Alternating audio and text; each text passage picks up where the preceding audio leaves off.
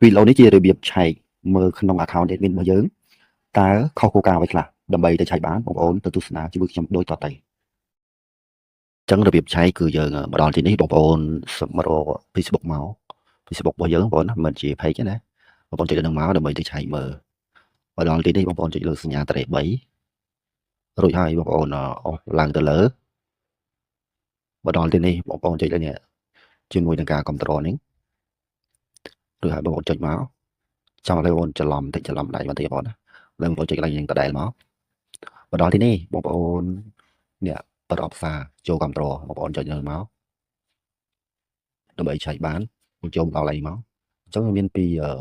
កន្លោនេះអញ្ចឹងណា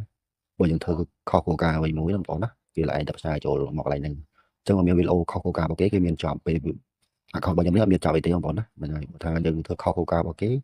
គឺជាប់នៅកន្លែងហ្នឹងបងប្អូនណាគឺឲ្យបងប្អូនបញ្ញាប់ទៅលុបឲ្យពីថ្ងៃបងប្អូនចូលទៅឆែកម្ដងទៅអញ្ចឹងណាlạiទៅឆែកវិញណាបងប្អូនណាហ្នឹងហើយអញ្ចឹងរបៀបឆែកក៏មានតែប៉ុណ្ណឹងបង